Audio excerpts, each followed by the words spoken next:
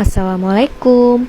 Hai teman-teman. Perkenalkan, nama saya Fitri Ramadhani dengan NIM 1209-2024-030017. Program Studi Pendidikan Anak Usia Dini STAI Aulia Urasidi. Video ini merupakan tugas mata kuliah bimbingan konseling dan anak berkebutuhan khusus dengan dosen pengampu Ibu Sutriyaningrum, SPC, MPC, Psikolog. Teman, ada yang pernah melihat anak yang sulit fokus, sering gelisah, atau impulsif? Mungkin mereka bukan nakal, tetapi mengalami ADD garis miring ADHD. Nah, video tersebut kita akan mengenalkan lebih dalam tentang ADHD dan ADD, serta bagaimana kita bisa membantu mereka. Pengertian anak ADD atau ADHD. ADHD merupakan kependekan dari Attention Deficit Hyperactive Disorder, atau yang dalam bahasa Indonesia ADHD berarti gangguan pemusat perhatian disertai hiperaktif.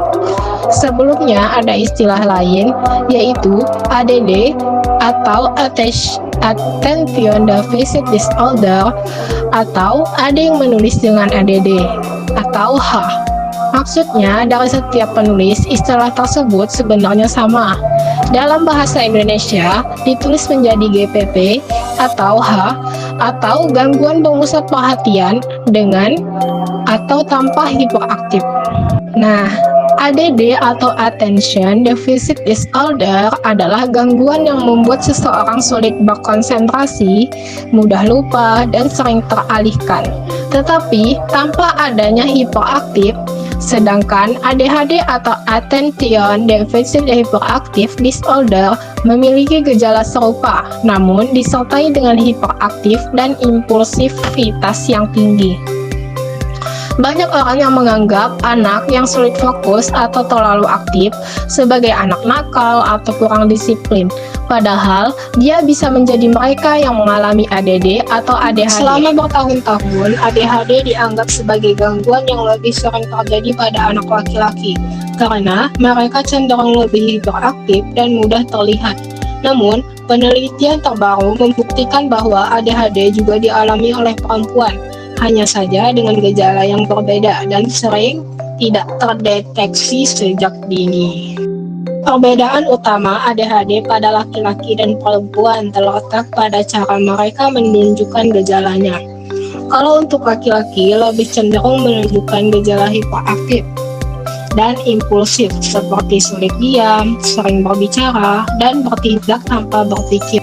Sedangkan perempuan lebih sering mengalami gangguan perhatian yang membuat mereka tampak melamun, sering lupa, dan sulit mengatur tugas karena gejalanya lebih tenang. ADHD pada perempuan sering tidak terdiagnosis hingga mereka dewasa. Gejala anak ADD atau ADHD. Gejala ADHD pada anak-anak biasanya terbagi dalam 3 kategori, yaitu hiperaktif, kurang perhatian, impulsif. Hiperaktif, anak yang sulit diam, selalu bergerak dan tampak memiliki energi yang berlebihan. Sedangkan kurang perhatian adalah anak yang sulit fokus, sering lupa, dan mudah dialihkan. Impulsif, anak yang sering bertindak tanpa berpikir, sulit menunggu giliran atau menyela pembicaraan orang lain. Setiap anak biasanya memiliki kombinasi dari ketiga kategori ini atau hanya mengalami beberapa di antaranya. Yang pertama, rentangnya perhatian yang kurang.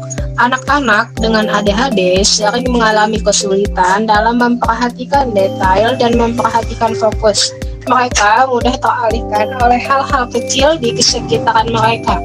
Akibatnya, mereka sulit mengikuti instruksi, lupa mengerjakan tugas sekolah, dan sering kehilangan barang pentingnya.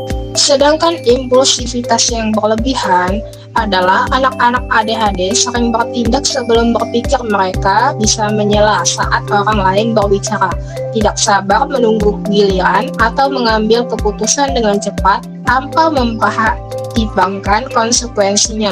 Hal ini bisa membuat mereka kesulitan dalam bersosialisasi dan beradaptasi di lingkungan sekolah dan lingkungan lainnya. Anak yang hiperaktif. Anak yang dengan hiperaktif yang sering tidak bisa diam, mereka selalu ingin bergerak, bahkan dalam situasi yang mengharuskan mereka duduk diam, seperti di kelas.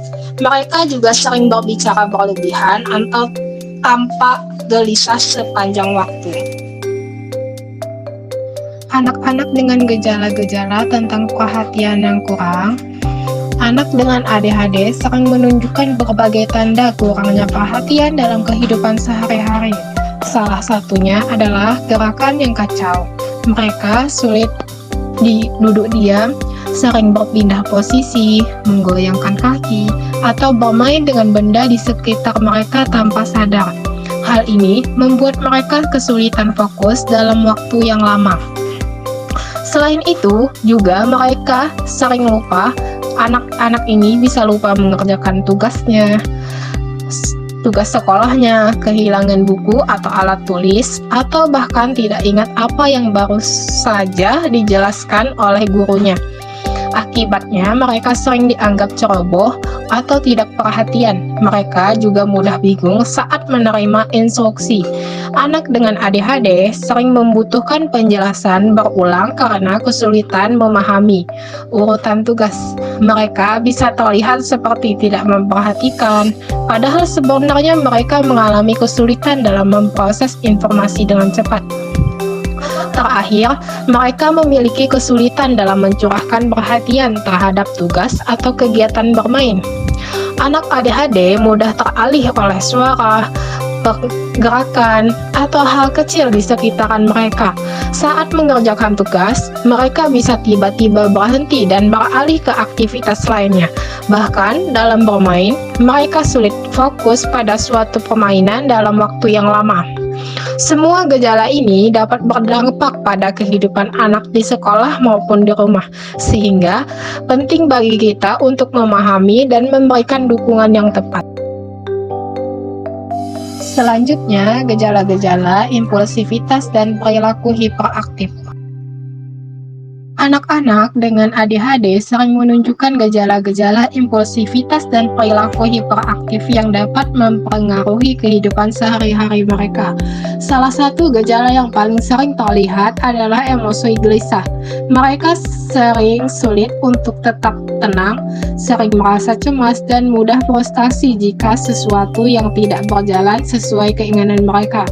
Selain itu, mereka juga mengalami kesulitan bermain dengan tenang. Saat bermain, mereka sering terlihat terlalu aktif, sulit mengikuti aturan permainan, atau bukan mudah bosan dan berpindah ke aktivitas sebelum menyelesaikannya. Tak jarang anak dengan ADHD ini juga mengganggu anak lain tanpa sengaja. Mereka mungkin menyela percakapan, mengambil mainan tempat tanpa izin, atau tiba-tiba ikut bermain tanpa memahami situasi yang bisa menyebabkan konflik dengan teman sebayanya. Gejala lain yang sangat khas adalah selalu bergerak. Anak-anak ini sulit duduk diam dalam waktu yang lama, sering berlari, memanjat, atau melakukan aktivitas fisik yang berlebihan, bahkan dalam situasi yang seharusnya tenang seperti di dalam kelas. Semua gejala ini dapat membuat anak tersebut dalam bersosialisasi dan belajar, sehingga penting bagi kita untuk memahami dan memberikan bimbingan yang tepat agar mereka dapat berkembang dengan baik. Selanjutnya kita akan membahas klasifikasi anak ADD atau ADHD. Saat ini banyak individu yang menunjukkan gejala kurang perhatian serta hiperaktif impulsif. Namun, pada sebagian anak ada gejala yang lebih dominan dibandingkan yang lain. Oleh karena itu, ADHD diklasifikasikan menjadi dua tipe, yaitu yang pertama, Attention Deficit Hyperactive Disorder, predominantly inattentive type. Anak dengan tipe ini lebih banyak mengalami gangguan perhatian. Mereka sulit fokus, mudah lupa, dan sering melamun. Mereka tidak selalu hiperaktif, tetapi memiliki kesulitan dalam menyelesaikan tugas karena kurangnya perhatian. Yang kedua adalah Attention Deficit Hyperactive Disorder Predominantly Hyperactive Impulsive Type. Pada tipe ini, anak lebih dominan menunjukkan perilaku hiperaktif dan impulsif. Mereka selalu bergerak, sulit duduk diam, sering menghela pembicaraan, serta bertindak tanpa berpikir. Klasifikasi ini sangatlah penting agar tidak bisa memberikan pendekatan yang sesuai dalam mendampingi anak dengan ADHD, baik dalam lingkungan keluarga maupun pendidikan. Selanjutnya, penyebab anak ADD atau ADHD. Hingga saat ini, penyebab pasti dari ADHD masih belum diketahui. Namun, para peneliti percaya bahwa kondisi ini berkaitan dengan perkembangan dan kinerja otak. Ada 3 faktor yang dianggap mempengaruhi munculnya ADHD. Yang pertama adalah faktor genetika atau keturunan. Faktor yang menunjukkan bahwa ADHD dapat diturunkan dalam keluarga. Jika salah satu orang tua atau kerabat dekat memiliki ADHD, kemungkinan anak juga mengalami kondisi serupa akan lebih tinggi. Dan yang kedua adalah ketidakseimbangan kimia dalam otak. Otak manusia mengendalikan berbagai zat kimia untuk mengirimkan sinyal antar sel saraf. Pada anak dengan ADHD, keseimbangan zat kimia ini terganggu, terutama yang berperan dalam mengatur perhatian dan kontrol impulsif.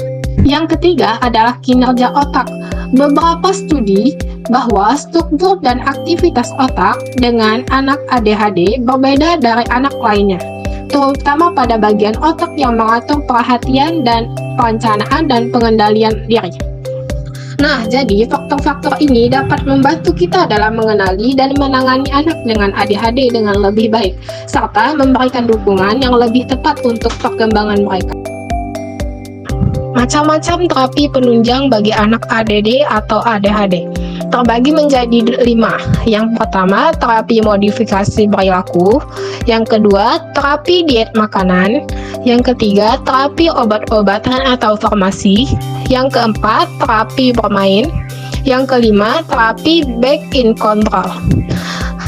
Macam-macam tersebut menunjang anak bagi terapi untuk anak ADHD. Salah satu cara yang dapat membantu anak dengan ADHD adalah terapi modifikasi perilaku. Terapi ini bertujuan untuk mengubah pola perilaku anak dengan cara yang lebih positif dan membantu mereka mengelola gejala yang lebih baik. Terapi modifikasi terbagi menjadi 2 jenis. Yang pertama adalah pencegahan atau preventif. Pendekatan ini untuk mencegah munculnya perilaku negatif sebelum terjadinya.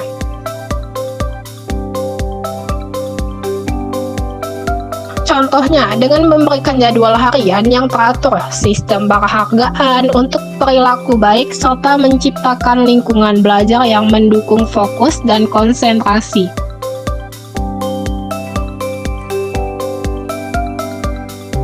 Yang kedua adalah penanganan atau kuratif. Pendekatan ini diterapkan ketika anak sudah menunjukkan perilaku yang kurang sesuai. Teknik yang digunakan bisa berupa sistem konsekuensi, latihan pengendalian diri, serta teknik relaksasi untuk membantu mereka mengontrol impulsivitas dan hiperaktifnya. Dengan pendekatan terapi modifikasi perilaku dapat membantu anak dengan lebih mudah beradaptasi baik di rumah, sekolah, maupun dalam lingkungan sosial mereka. Selain terapi perilaku, pola makan juga berperan penting dalam membantu anak dengan ADHD. Terapi diet makanan bertujuan untuk mengatur asupan nutrisi agar anak dapat lebih fokus, tenang, dan mengurangi gejala hiperaktif atau impulsifnya. Ada beberapa makanan yang harus dihindari karena dapat memperburuk gejala ADHD-nya. Misalnya makanan tinggi gula seperti permen dan minuman bersoda, karena dapat meningkatkan hiperaktifnya. Selain itu, makanan yang mengandung pewarna buatan, pengawet, dan pemanis buatan juga harus dihindari, karena dapat mempengaruhi sistem saraf dan memperburuk gangguan perhatian. Sebaliknya, anak dengan ADHD dianjurkan untuk mengonsumsi makanan yang kaya akan protein, seperti ikan, telur, dan kacang-kacangan, serta makanan yang mengandung asam lemak, omega 3 yang dapat membantu fungsi otak dengan pola makan yang seimbang dan sehat. Anak dengan ADHD dapat memiliki energi yang lebih stabil, meningkatkan konsentrasi, dan mengurangi gejala yang mengganggu aktivitas mereka. Selain terapi perilaku dan diet makanan, anak dengan ADHD juga dapat menerima terapi obat-obatan untuk membantu mengelola gejala mereka.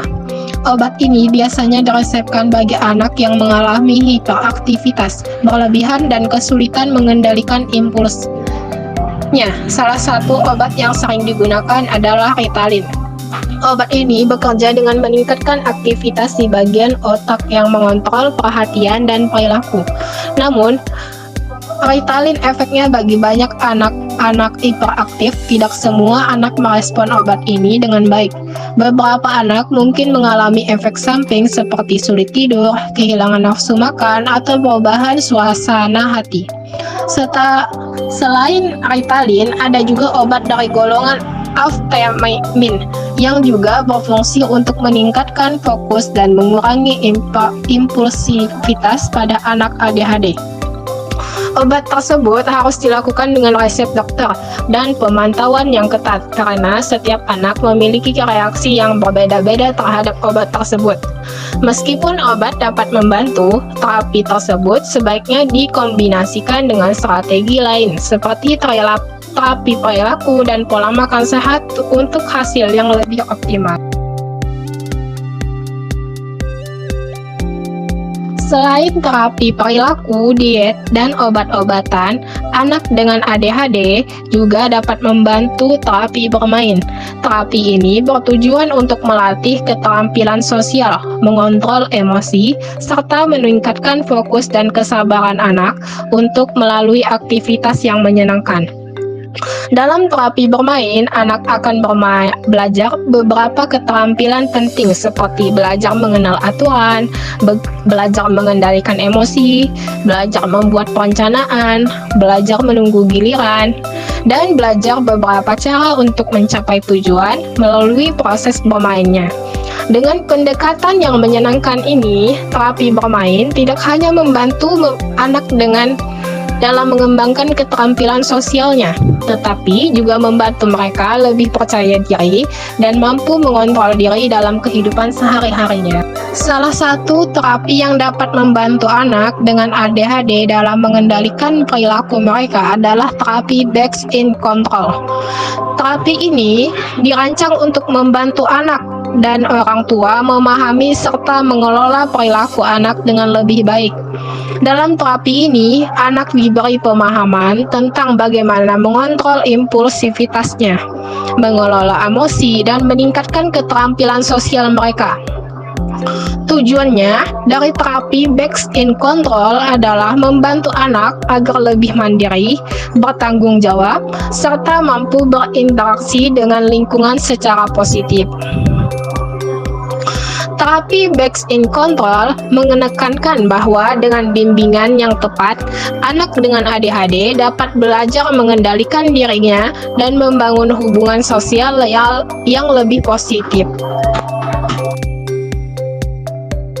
Selanjutnya, bentuk layanan pendidikan anak ADD atau ADHD.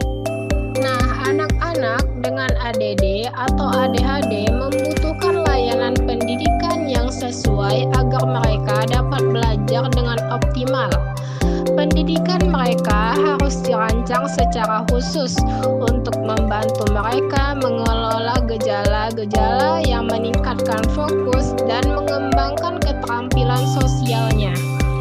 jika sekolah tidak memiliki fasilitas atau tenaga ahli yang dapat menangani anak dengan ADD atau ADHD, maka sebaiknya orang tua dan guru mencari dukungan dari lembaga dan menyediakan layanan khusus, misalnya klub anak-anak dengan berkesulitan belajar atau organisasi yang memiliki tenaga ahli dalam menangani ADHD tersebut. Anak dengan ADHD seringkali sulit diprediksi. Mereka bisa mengalami kesulitan dalam menaati peraturan, memiliki kontrol emosi yang rendah, serta mudah marah. Sikap ini bisa menjadi tantangan bagi mereka dalam berinteraksi dengan teman sebaya dan lingkungan sekitarnya. Dengan pendidikan yang tepat, anak ADHD dapat berkembang secara akademik dan sosial, serta lebih percaya diri dalam menjalani kehidupan sehari-harinya. Berdasarkan hal tersebut, maka terdapat beberapa hal yang dibutuhkan anak ADHD. Hal ini tidak terlepas dari masalah yang dialaminya, yaitu yang terbagi menjadi dua. Yang pertama, kebutuhan pengendalian diri, dan yang kedua, kebutuhan belajar. Yang pertama, kebutuhan pengendalian diri. Nah, dengan anak ADHD dapat berkembang dengan baik, mereka membutuhkan strategi pengendalian diri yang tepat. Beberapa hal yang harus diperhatikan dalam membimbing mereka antara lain: yang pertama, penjelasan yang sederhana dan singkat, fokus pada hal-hal positif, hindari argumentasi dan eskalasi, rutinitas, struktur, dan konsistensi. Dengan pendekatan tersebut, dengan anak ADHD dapat belajar mengendalikan dirinya lebih baik dan beradaptasi dengan lingkungan sekitar mereka. Anak dengan ADD atau ADHD membutuhkan metode belajar yang sesuai agar mereka dapat memahami pelajaran dengan baik. Mereka lebih mudah menyerap informasi jika pembelajaran dilakukan secara interaktif, menggunakan media visual atau praktek langsung. Lingkungan belajar yang terstruktur juga sangat membantu mereka tetap fokus dan mengurangi gangguan yang dapat mengalihkan perhatian mereka. Selain itu, instruksi yang diberikan harus singkat, jelas, dan bertahap agar lebih mudah dipahami. Jika diberikan arahan yang terlalu panjang atau rumit, mereka bisa kesulitan untuk mengikutinya.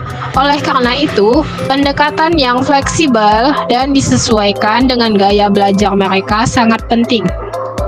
Dukungan positif juga berperan dalam proses belajar anak.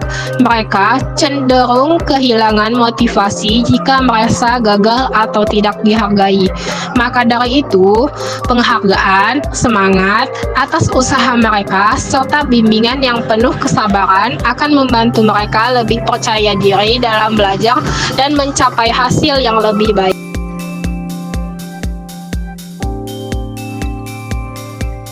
Selanjutnya, peran bimbingan konseling bagi anak ADD atau ADHD. Anak-anak dengan ADHD adalah anak yang unik dengan segala tingkah lakunya. Mereka memiliki energi yang lebih tinggi dan sulit untuk diam. Layaknya televisi tanpa tombol on atau off, mereka tidak bisa begitu saja dihentikan atau diarahkan dengan mudah. Pikiran, perasaan, dan perilaku mereka seringkali tidak terkoordinasi dengan baik. Mereka memiliki banyak ide yang muncul secara spontan dan langsung dilakukan tanpa pertimbangan atau penjelasan yang panjang.